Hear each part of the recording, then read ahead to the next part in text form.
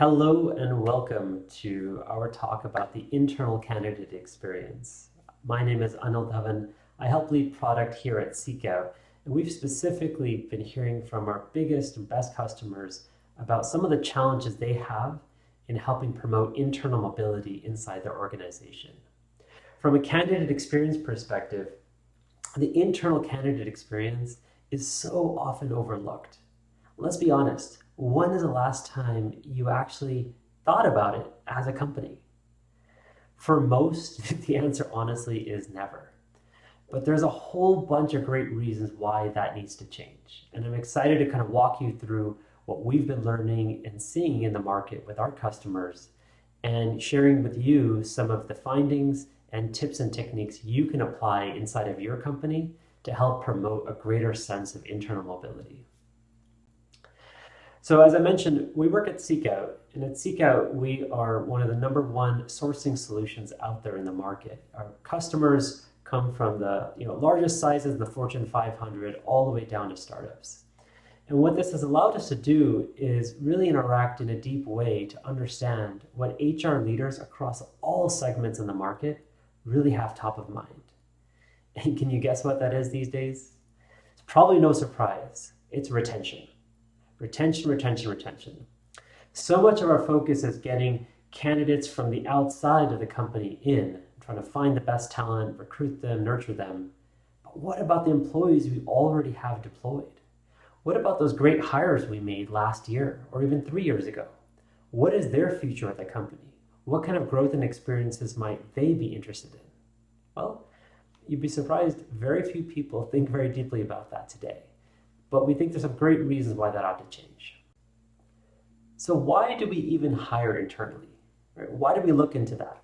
Well, there are some basic reasons. For example, decreasing the time and cost to fill. If you've got 80 open jobs, it's so much easier to be able to take someone from the inside, give them the right role, and have them be productive in day one. You're able to tap into any existing skills that you might have inside your organization.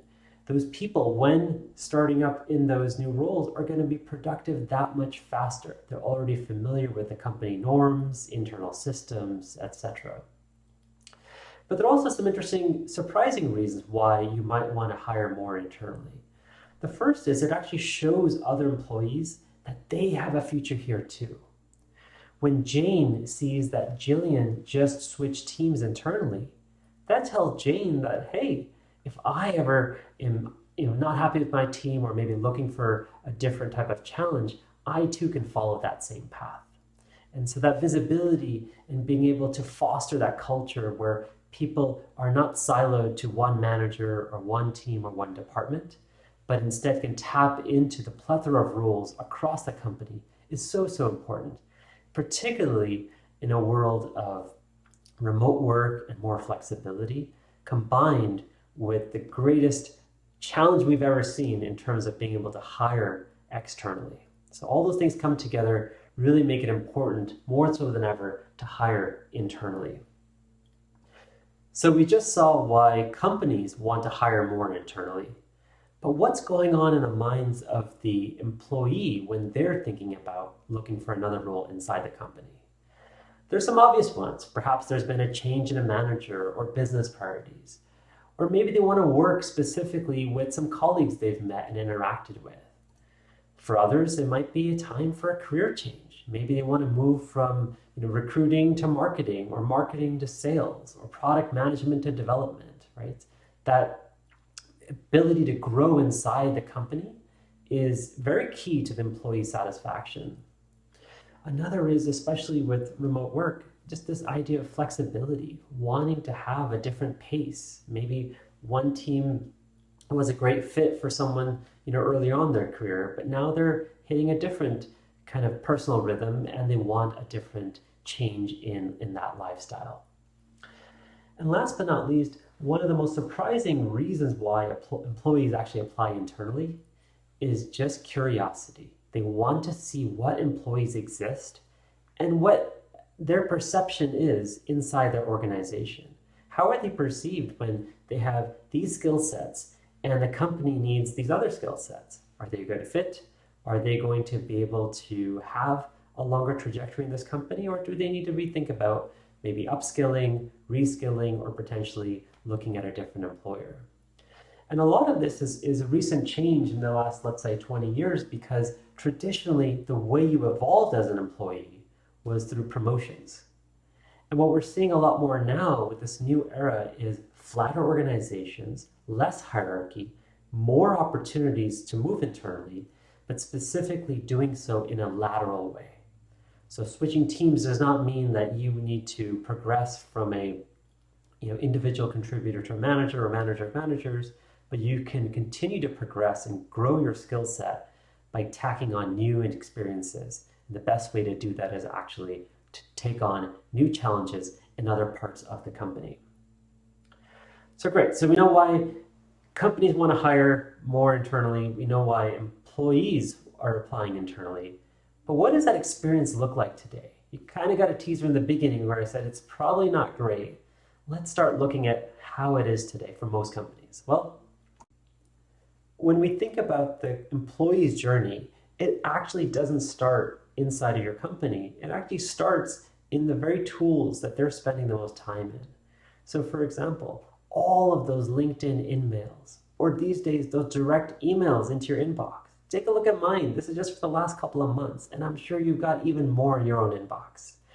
I'm very happy where I am. However, there are a whole bunch of opportunities out there, as you can clearly see. So every one of your employees is constantly being bombarded with these outreaches, which are all direct.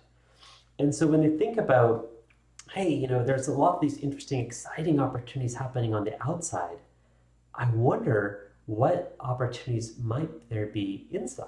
Because boy, it'd be a heck of a lot easier to actually switch internally if I'm going to make a switch. Great. So as an employee, I'm inspired now to look inside my company. Where do I begin? Well, I start by understanding, what is my company's policy? Are there any restrictions around time and role, or maybe level? Based on those, am I eligible? And if I am, where do I go to actually find these roles?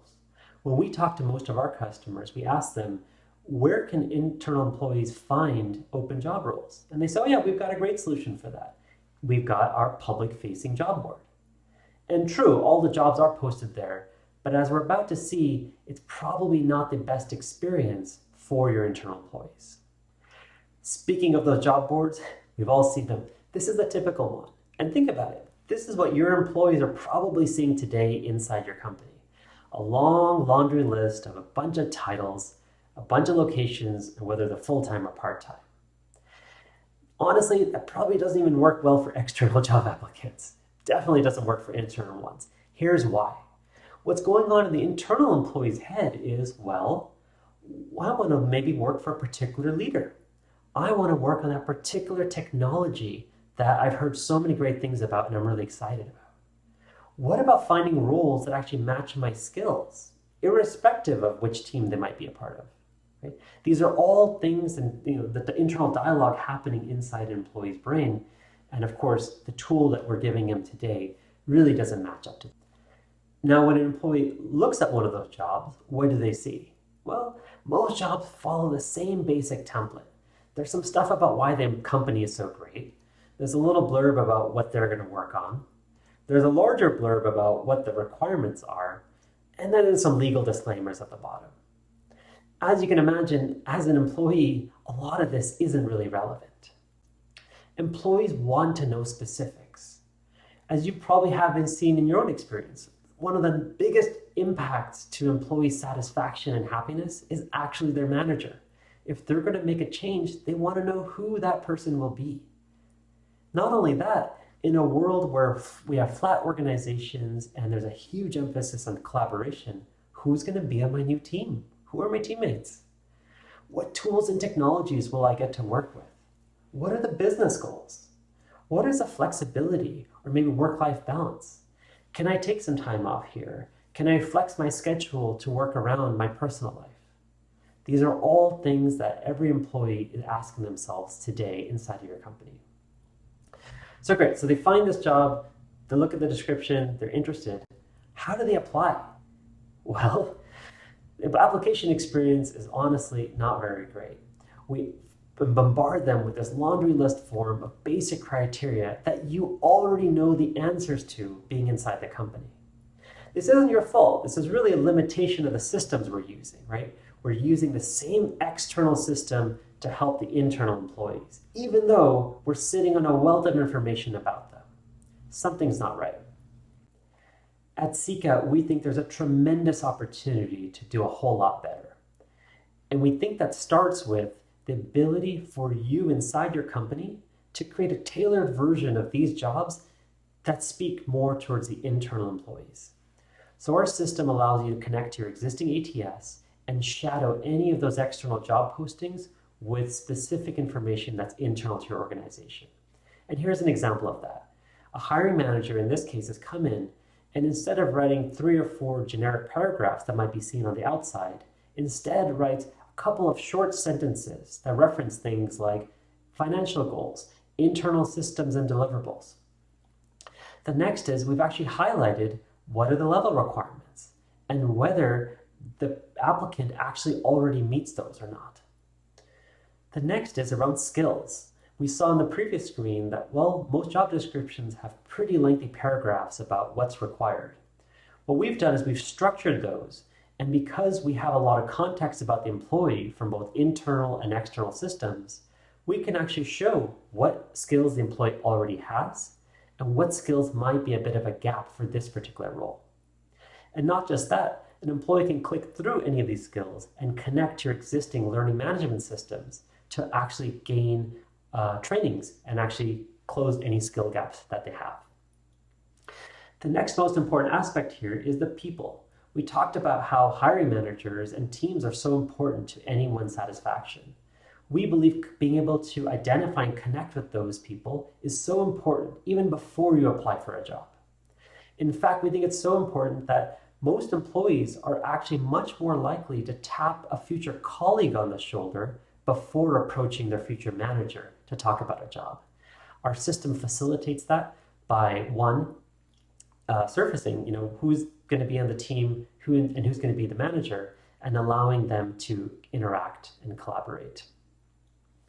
And finally, every job post internally is competing for an internal applicant's attention. So wouldn't it be great if you could actually flag content? Maybe it's a great video or presentation by a senior leader inside the company. Or maybe there's a meet and greet happening with the hiring manager and the broader team. All of these become interesting ways to attract internal talent to start applying for your jobs. All of these come together and really create a very, very different employee-centric experience. So great, you deployed a system around internal mobility.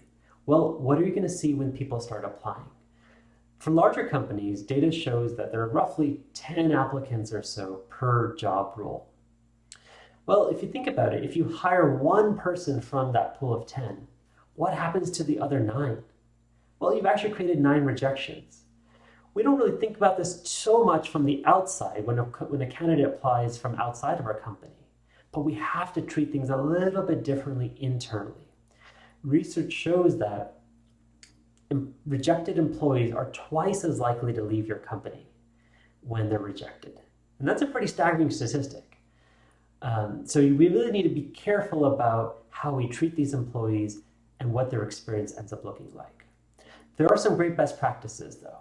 So the first is when you have an internal applicant, you want to make sure that they meet with actual hiring managers and not just a recruiter.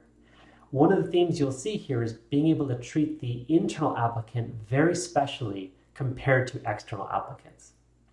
And the reason why this is so important is because, number one, it validates the employee. It signals to them that the candidate is mostly qualified and that they can actually participate in a discussion with the hiring manager. And in that discussion, even if it's a conversation about why they might not be a good fit, the hiring manager can actually have an opportunity to give feedback to the employee and say, you're not a great fit right now for these reasons. Here are some suggestions. Let's keep in touch. It's a very different experience than speaking, let's say, just with a recruiter and having a rejection come through some automated system. Like with most solutions in HR tech, you want to pay attention to the metrics. So how are people measuring internal mobility today? A standard measure we see across customers is this notion of percentage of open roles that are filled by internal employees. And that's simply the number of folks that have moved internally divided by the total number of open roles in that time period. As a baseline, we're looking at about 10 to 20% across the customers that we've surveyed. And if you think that's pretty low, we agree, and that's why we think there's a whole lot more that can be done in this space. One of the most important aspects beyond quantitative numbers here is actually the qualitative experience. Survey your internal applicants, understand their decision-making process, look at how did they discover these roles, what happened when they were rejected. A lot of those signals can be incorporated back into your HR processes to improve and boost just internal mobility efforts overall. By this point, I hope you're starting to take the internal candidate experience a lot more seriously. What are some of the things you can do tomorrow? Well, first is start the discussion inside your company.